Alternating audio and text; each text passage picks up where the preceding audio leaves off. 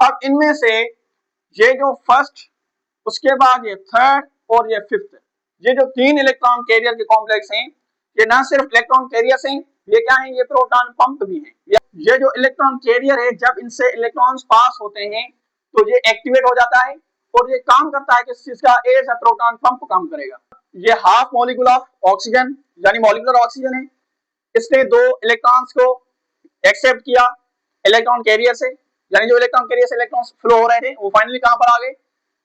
अस्सलाम वालेकुम students, myself Ejaz Ali Goto, और आज इस लेक्चर के अंदर जो हम टॉपिक डिस्कस करेंगे that is electron transport chain, या फिर इसे रेस्पिरेटरी चेन कहा जाता है।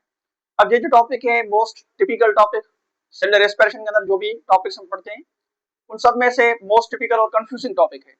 मोस्टली जो स्टूडेंट्स होते हैं इस टॉपिक के अंदर कंफ्यूज होते हैं, और एमडीकेट के हवाले से भी ये टॉपिक बहुत ही कॉन्सेप्चुअल है और इंपॉर्टेंट भी है। तो आज सारे कंफ्यूज जो इस टॉपिक के अंदर है वो हम सारे दूर करेंगे। तो आइए स्टार्ट करते हैं। सबसे पहले इलेक्ट्रॉन ट्रांसपोर्ट चेन, जिसे शॉर्ट फॉर्म में ईटीसी कहा जाता है या फिर इसे रेस्पिरेटरी चेन कहते हैं। अब ये जो इलेक्ट्रॉन ट्रांसपोर्ट चेन है सेल के अंदर कहां पर परफॉर्म होगा, ये जो स्टेप है ये सेल के माइटोकॉन्ड्रिया के अंदर परफॉर्म होगा, इनसाइड द माइटोकॉन्ड्रिया क्रिस्टे के अंदर परफॉर्म होता है।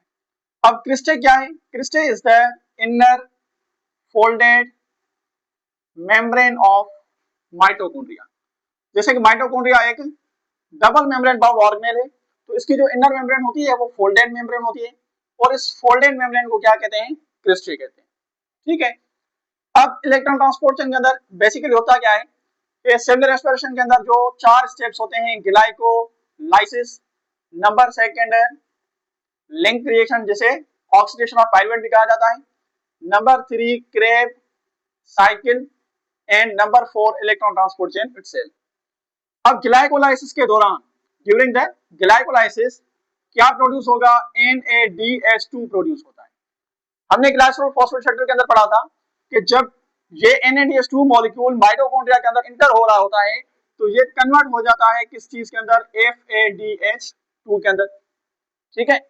और उसके बाद लिंक रिएक्शन के अंदर भी 2 मॉलिक्यूल्स प्रोड्यूस होंगे NADH2 के, लेकिन ये FADH2 में कन्वर्ट नहीं होंगे, क्योंकि जो लिंक रिएक्शन है ये कहां पर परफॉर्म होगा, माइटोकॉन्ड्रिया के अंदर परफॉर्म होता है। तो माइटोकॉन्ड्रिया के अंदर ये 2 मॉलिक्यूल्स प्रोड्यूस हो रहे हैं NADH2 के। उसके बाद क्रेब साइकिल के अंदर 6 मॉलिक्यूल्स NADH2 के और 2 मॉलिक्यूल्स FADH2 के प्रोड्यूस हो रहे हैं। ठीक है। अब ये जो सारे मॉलिक्यूल्स हैं, जितने भी NADH2 और FADH2 ग्लाइकोलाइसिस में, लिंक रिएक्शन में या फिर क्रेब साइकिल के अंदर परफॉर्म हो रहे हैं, इन सारे मॉलिक्यूल्स को कलेक्टिवली कहा जाता है दीज आर इनर्जाइज्ड मॉलिक्यूल्स। ये क्या है, इनर्जाइज्ड मॉलिक्यूल्स है, क्योंकि ये सारे रिड्यूस्ड मॉलिक्यूल्स हैं, इनके अंदर इनर्जाइज्ड इलेक्ट्रॉन्स मौजूद होते हैं, तो इन्हें हम इनर्जाइज्ड मॉलिक्यूल कहें या फिर कहा जाता है these are reduced coenzymes. Basically ये क्या है, ये कोएंजाइम्स है। ठीक है।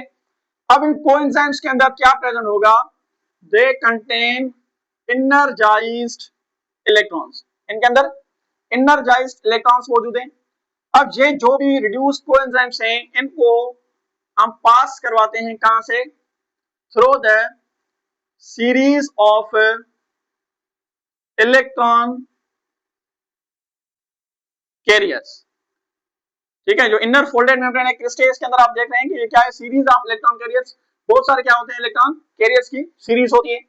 अब जब इन इलेक्ट्रॉन कैरियर की सीरीज से ये रिड्यूस्ड कोएंजाइम्स पास होंगे तो ये क्या हो जाएंगे, ऑक्सीडाइज्ड हो जाएंगे, और इनकी ऑक्सीडेशन से क्या फ्री होगा या फिर क्या रिलीज होगा, इनकी ऑक्सीडेशन से जो इनर्जाइज्ड इलेक्ट्रॉन्स थे ये इलेक्ट्रॉन्स रिलीज होते हैं। ठीक है, इनर्जाइज्ड इलेक्ट्रॉन्स रिलीज होंगे। अब ये जब इनर्जाइज्ड इलेक्ट्रॉन्स फर्दर आगे मूव करेंगे, फ्लो करेंगे इनर्जाइज्ड इलेक्ट्रॉन्स, तो इनके फ्लो होने से जो हमारे इलेक्ट्रॉन कैरियर्स हैं ये क्या हो जाएंगे, इलेक्ट्रॉन कैरियर से जब ये फ्लो करते हैं तो जो एटीपी सिंथेस है ये क्या हो जाएगा, एक्टिवेट हो जाएगा, और इससे क्या बनेगी, एटीपी बनेगी।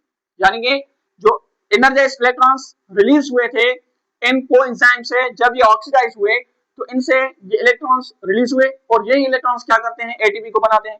अब जहां पर ये जो एटीपी की फॉर्मेशन हो रही है, हमने पढ़ा था कि एटीपी की फॉर्मेशन को क्या कहते हैं, इसे फास्फोराइलेशन कहा जाता है। तो इधर जो एटीपी की फॉर्मेशन होगी इसे कहेंगे ऑक्सीडेटिव फास्फोराइलेशन। ठीक है, क्यों? क्योंकि यहाँ पर एडीपी प्लस में इनऑर्गेनिक फॉस्फेट मिलकर एटीपी बनाते हैं। अब ये जो प्रोसेस है, ये प्रोसेस ऑक्सीजन की प्रेजेंस में होगा, ठीक है, ऑक्सीजन के प्रेजेंस में ये प्रोसेस हो रहा है, इस वजह से इसे क्या कहेंगे, this is called oxidative phosphorylation.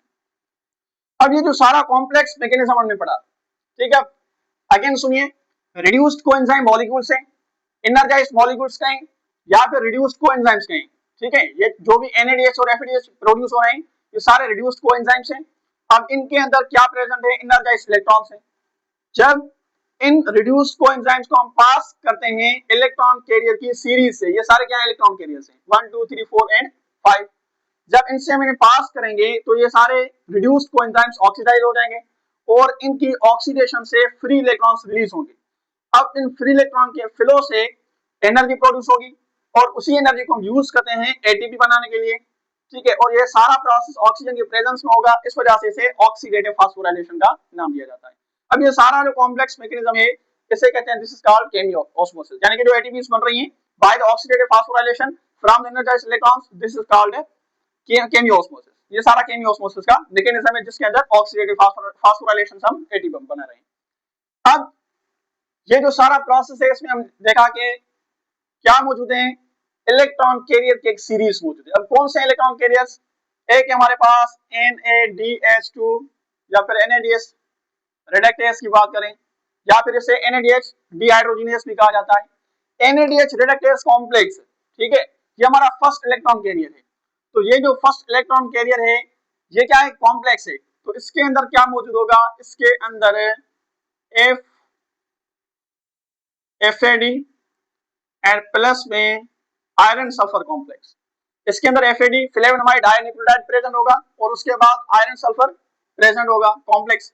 तो एक से ज्यादा चीजें आ गई तो ये क्या बन गया, कॉम्प्लेक्स बन गया। इसी तरह से अगर सेकंड हम बात करें FADH रिडक्टेस या फिर डिहाइड्रोजिनेस कॉम्प्लेक्स, तो इसके अंदर भी क्या प्रेजेंट होता है, इसके अंदर भी FMN और उसके साथ iron sulphur complex. FMN stands for flavonomide, flavin mononucleotide, और उसके बाद आयरन सल्फर, इन दो चीजों का कॉम्प्लेक्स है। और उसके बाद नंबर 3 जो हमारा इलेक्ट्रॉन कैरियर है, this is called cytochrome, CYT stands for cytochrome reductase complex, cytochrome reductase complex. और इसके अंदर कौन से इलेक्ट्रॉन कैरियर्स होंगे, इसके अंदर प्रेजेंट होता है साइटोक्रोम B प्लस में साइटोक्रोम C1, ठीक है, ये दो इलेक्ट्रॉन कैरियर्स होते हैं जो मिलकर क्या बनाएंगे, कॉम्प्लेक्स बनाएंगे। नंबर 4 जो है ये क्या है, सिर्फ साइटोक्रोम C, इसे हम कॉम्प्लेक्स नहीं कहेंगे क्योंकि इसके अंदर एक ही इलेक्ट्रॉन कैरियर होता है, वो कौन सा होगा, साइटोक्रोम C होगा, ठीक है, इसके अलावा कोई भी इलेक्ट्रॉन कैरियर नहीं होगा, तो इसे हम कॉम्प्लेक्स नहीं कहेंगे, ये सिर्फ क्या है, साइटोक्रोम C।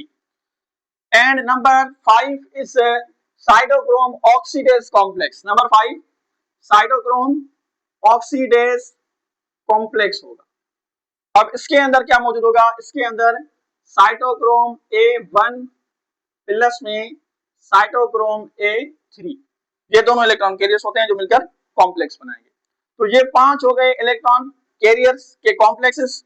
अब इनमें से ये जो फर्स्ट, उसके बाद ये थर्ड और ये फिफ्थ, ये जो 3 इलेक्ट्रॉन कैरियर के कॉम्प्लेक्स हैं ये ना सिर्फ इलेक्ट्रॉन कैरियर्स हैं, ये क्या है, ये प्रोटॉन पंप भी हैं, या आगे हम समझेंगे।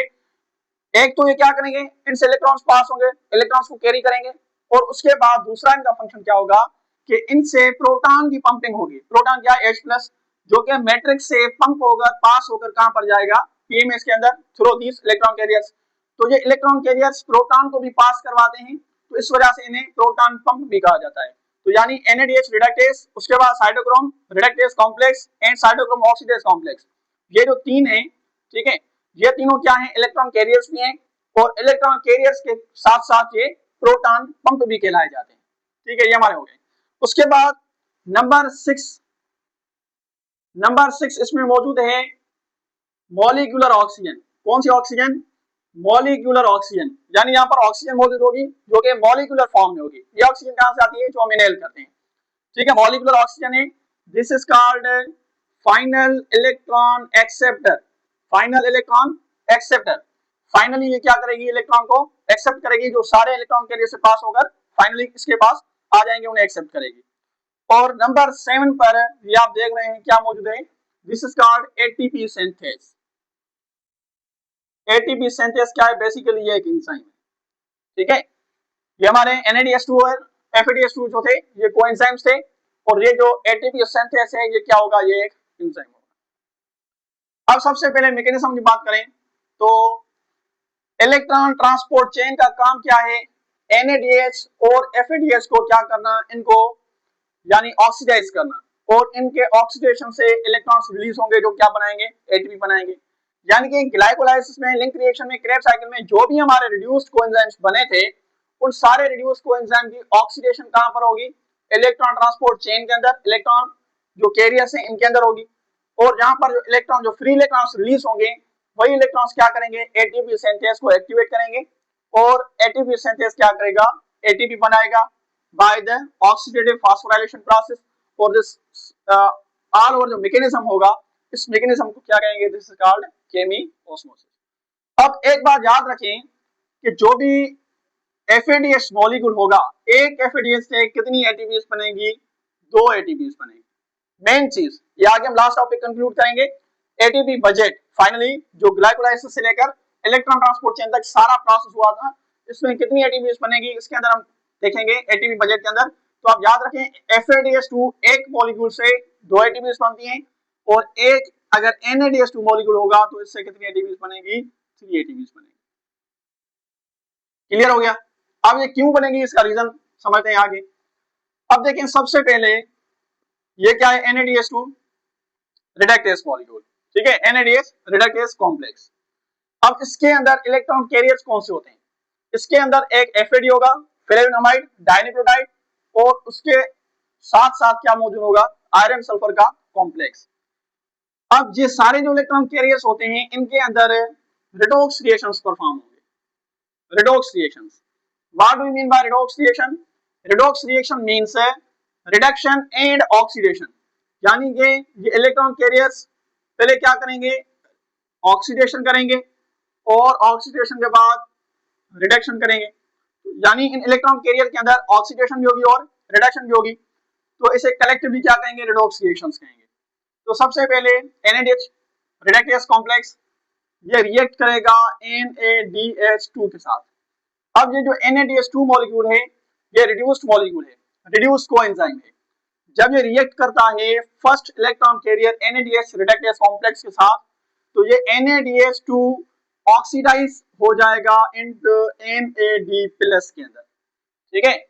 जब ये ऑक्सीडाइज हो जाएगा तो ये रिड्यूस किस चीज को करेगा, ये रिड्यूस करेगा FAD फ्लेवोनोमाइड डाइन्यूक्लियोटाइड को, ये रिड्यूस कर देगा। तो ये जो हमारा फ्लेवोनोमाइड डाइन्यूक्लियोटाइड है ये क्या हो गया, ये रिड्यूस हो गया, ठीक है। और उसके बाद ये FAD अगेन ऑक्सीडाइज होगा, और ये रिड्यूस करेगा किस चीज को, it will reduce iron sulphur complex, ठीक है। ये आयरन सल्फर को रिड्यूस करेगा। फिर इसी तरह से आयरन सल्फर ऑक्सीडाइज हो जाएगा। जो सेकंड इलेक्ट्रॉन कैरियर है, इस सेकंड इलेक्ट्रॉन कैरियर के अंदर फर्स्ट जो इलेक्ट्रॉन, सेकंड जो इलेक्ट्रॉन कैरियर कॉम्प्लेक्स है इसके अंदर फर्स्ट इलेक्ट्रॉन कैरियर कौन सा होगा, FMN। तो ये आगे इसी तरह से FMN को रिड्यूस करेगा, फिर FMN रिड्यूस करेगा किस चीज को, आयरन सल्फर को। इसी तरह से इन इलेक्ट्रॉन कॉम्प्लेक्सेस, इलेक्ट्रॉन कैरियर जो कॉम्प्लेक्सेस हैं इनके अंदर जो भी इलेक्ट्रॉन कैरियर्स हैं वो आगे ऑक्सीडाइज और रिड्यूस होते जाएंगे, ये सारा मैकेनिज्म आगे चलता रहेगा, ठीक है। ये आयरन सल्फर, फिर उसके बाद cytochrome, cytochrome B and cytochrome C1। उसके बाद इसके अंदर सिर्फ साइटोक्रोम C होता है। फिर नंबर 5 पे cytochrome oxidase complex, cytochrome A and cytochrome A3, A1 and A3। ये सारे हमारे क्या हैं, इलेक्ट्रॉन कैरियर्स हैं, और ये सारे क्या हो जाएंगे, पहले रिड्यूस होंगे। जब ये रिड्यूस होते हैं तो फिर क्या करते हैं, आगे दूसरे इलेक्ट्रॉन कैरियर को रिड्यूस करके खुद क्या हो जाते हैं, खुद ऑक्सीडाइज हो जाते हैं। तो इनके अंदर ये सारा ऑक्सीडेशन और रिडक्शन का जो प्रोसेस है ये चलता रहता है। ठीक है, ये सारा प्रोसेस। अब NADH2 के फर्स्ट जो इलेक्ट्रॉन कैरियर है NADH2 रिडक्टेज, हमने इसके बारे में पढ़ा था कि ये सिर्फ इलेक्ट्रॉन कैरियर नहीं है, ये क्या है, इलेक्ट्रॉन कैरियर के साथ प्रोटॉन पंप भी है। तो ये क्या करता है, प्रोटॉन की पंपिंग करता है। ठीक है, अब प्रोटॉन की पंपिंग का मतलब क्या है, this is called inner side of mitochondria. ये माइटोकॉन्ड्रिया की इनर मेम्ब्रेन है, क्रिस्टे। अब क्रिस्टे की इनर साइड पे जो भी फ्लूइड मौजूद होता है माइटोकॉन्ड्रिया के अंदर, इस फ्लूइड को क्या कहा जाता है, मैट्रिक्स। ठीक है, और क्रिस्टे के बाहर और आउटर मेम्ब्रेन और क्रिस्टे के दरमियान माइटोकॉन्ड्रिया जो है डबल मेम्ब्रेन बाउंड है, तो इसकी ये हो गई इनर मेम्ब्रेन, इसके बाद क्या होगी, आउटर मेम्ब्रेन। लेकिन दोनों मेम्ब्रेन के बीच में एक फ्लूइड प्रेजेंट होता है, एक स्पेस प्रेजेंट होती है, इस स्पेस को क्या कहा जाता है, PMS, पेरी माइटोकॉन्ड्रियल स्पेस कहते हैं। तो अब ये जो मैट्रिक्स है, इस मैट्रिक्स के अंदर बहुत सारे क्या मौजूद होते हैं, प्रोटॉन्स मौजूद होते हैं। ठीक है, अब जहां पर हम वर्ड यूज करते हैं प्रोटॉन पंप, पंप का मतलब ये होता है कि जो प्रोटॉन को क्या करे, from the lower concentration to higher concentration pass करवाए। लेकिन यहाँ पर जो मैट्रिक्स है इसके अंदर प्रोटॉन की कंसंट्रेशन ज्यादा होती है, मींस हायर कंसंट्रेशन होगी, और हायर कंसंट्रेशन से लोअर कंसंट्रेशन की तरफ हम क्या करते हैं, प्रोटॉन को पास करवाते हैं। लेकिन वर्ड हम पंप यूज कर रहे हैं, लेकिन जो प्रोसेस है वो पंप नहीं है, क्योंकि हम एनर्जी यूज नहीं कर रहे। ठीक है, इसके अंदर जो प्रोटॉन से हायर कंसंट्रेशन में, हायर कंसंट्रेशन से लोअर कंसंट्रेशन में पास करवाते हैं, तो इस प्रोसेस को क्या कहेंगे, this is called proton pump. तो जो फर्स्ट NADH रिडक्टेज कॉम्प्लेक्स है, इसने पहले काम किया किस चीज का, इलेक्ट्रॉन कैरियर। अब जब NADH रिडक्टेज इसके साथ रिएक्ट करता है और अपने इलेक्ट्रॉन्स देगा NADH रिडक्टेज कॉम्प्लेक्स को, तो ये जो इलेक्ट्रॉन कैरियर है, जब इनसे इलेक्ट्रॉन्स पास होते हैं तो ये एक्टिवेट हो जाता है और ये काम करता है किस चीज का, एज अ प्रोटॉन पंप काम करेगा। यानी इसमें से अब ये जो H प्लस है यानी कि प्रोटॉन है, ये प्रोटॉन पास होकर कहां पर चला जाएगा, मैट्रिक्स से ये चला जाएगा इनसाइड द PMS।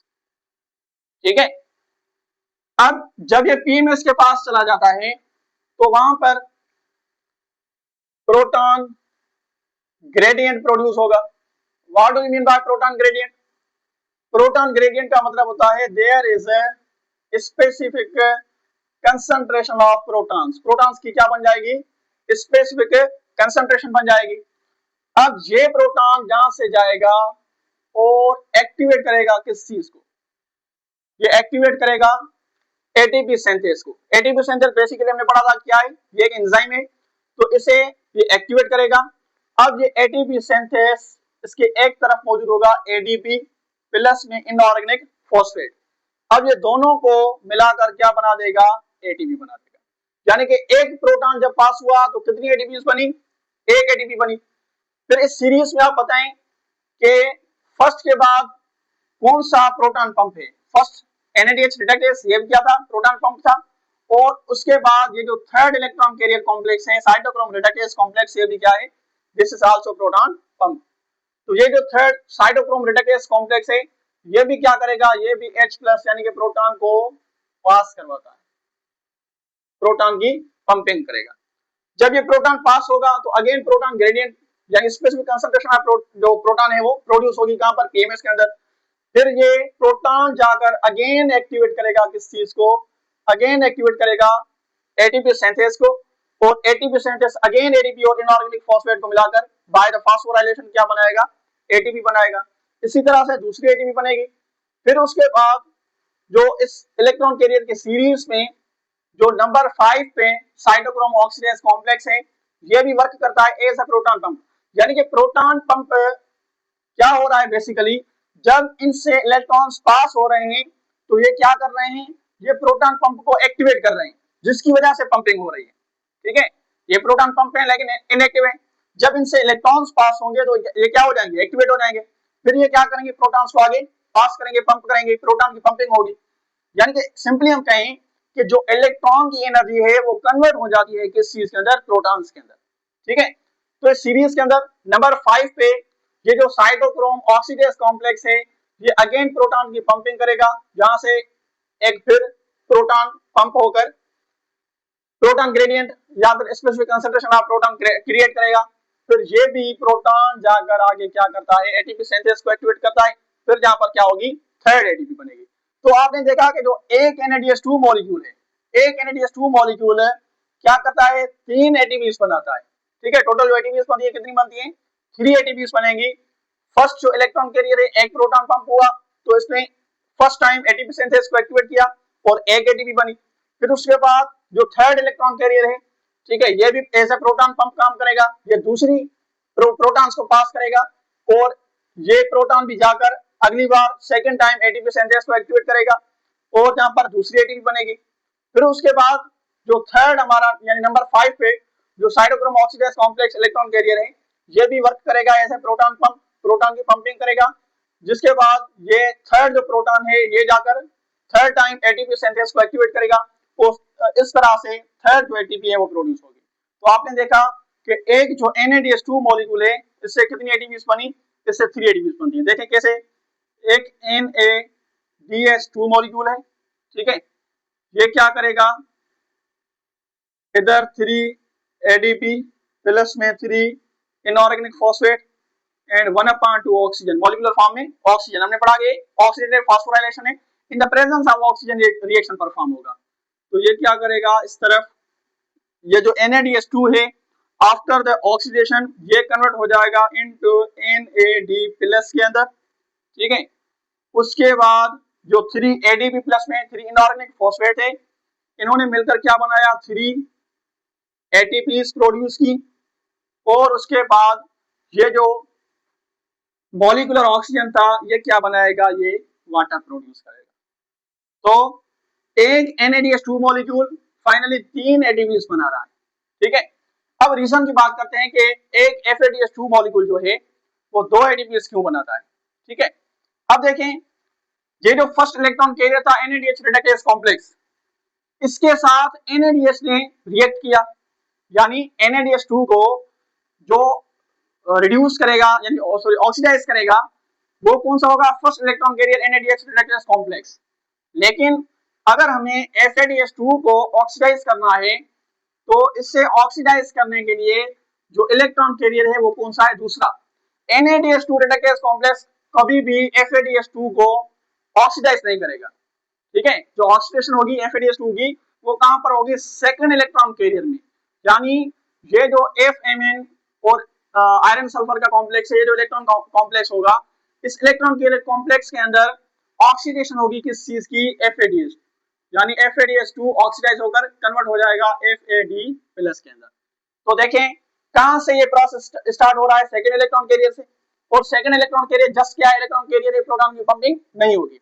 और उसके बाद जो थर्ड इलेक्ट्रॉन कैरियर है ये वर्क करेगा एज ए प्रोटॉन पंप, यानी फर्स्ट टाइम जो प्रोटॉन की पंपिंग होगी कहां पर होगी, इस थर्ड इलेक्ट्रॉन कैरियर के पास। तो एक प्रोटॉन पंप हुआ, एक बार एटीपी सिंथेसिस हुआ, एक्टिवेट हुआ और कितनी एटीपी बनी, एक एटीपी बनी। फिर उसके बाद ये इलेक्ट्रॉन कैरियर्स जो है आगे पास होंगे थर्ड से फोर्थ। अब ये जो फोर्थ इलेक्ट्रॉन कैरियर है ये भी क्या है, जस्ट इलेक्ट्रॉन कैरियर, प्रोटॉन की पंपिंग नहीं करेगा। फिर ये इलेक्ट्रॉन कैरियर्स इलेक्ट्रॉन के पास होंगे, इलेक्ट्रॉन कैरियर नंबर 5 के पास जाएंगे। अब ये जो इलेक्ट्रॉन कैरियर 5 है ये क्या है, ये प्रोटॉन पंपिंग करता है। तो सेकंड जो प्रोटॉन है वो पंप होगा यहाँ से, और ये जो प्रोटॉन है जाकर एटीपी सिंथेसिस को सेकंड टाइम एक्टिवेट करेगा, जिसकी वजह से सेकंड टाइम क्या बनेगी, एटीपी बनेगी। तो आप देखें तो इस सीरीज के अंदर जब FADH2 ऑक्सीडाइज हुआ तो इससे जो भी इलेक्ट्रॉन्स रिलीज हुए, ये इलेक्ट्रॉन सेकंड, थर्ड, फोर्थ और फिफ्थ इलेक्ट्रॉन कैरियर्स के पास ये पास होंगे, ठीक है, फ्लो करेंगे। और इस फ्लो में जो प्रोटॉन पंप आगे आएंगे वो कितने आएंगे, 2 आएंगे। तो प्रोटॉन की पंपिंग कितने की होगी, 2 प्रोटॉन की पंपिंग होगी। और उसके बाद जो ATPs बनेगी वो भी कितनी बनेगी, 2। तो FADH2 के लिए हम क्या लिखेंगे, ये हमारे पास FADH2 का मॉलिक्यूल है, प्लस में 2 ADP प्लस में 2 इनऑर्गेनिक फॉस्फेट प्लस में 1/2 ऑक्सीजन, यानी कि मॉलिक्यूलर फॉर्म में ऑक्सीजन। तो ये FADH2 आफ्टर ऑक्सीडेशन कन्वर्ट हो जाएगा इनटू FAD प्लस के अंदर। फिर 2 ATPs बनेगी, प्लस में क्या बनेगा, वाटर। तो आप देखें एक FADH2 से टोटल कितनी ATPs बनती हैं, 2 ATPs बनती हैं। क्लियर हो गया। अब लास्ट में एक चीज कि ये जो इलेक्ट्रॉन पास होते हैं इलेक्ट्रॉन कैरियर से, इन इलेक्ट्रॉन्स को फाइनली एक्सेप्ट कौन करेगा, यानी ये जो इलेक्ट्रॉन से फाइनली कहां जाएंगे, ये इलेक्ट्रॉन्स इलेक्ट्रॉन कैरियर की सीरीज से 1 2 3 4 5 जो भी इलेक्ट्रॉन कैरियर हैं सबसे पास होकर जब फिफ्थ के बाद ये इलेक्ट्रॉन कैरियर्स आ गए, ये इलेक्ट्रॉन कैरियर नंबर 5, अब इलेक्ट्रॉन कैरियर 5 के बाद क्या आता है, O2 ऑक्सीजन, जो मॉलिक्यूलर ऑक्सीजन प्रेजेंट होती है।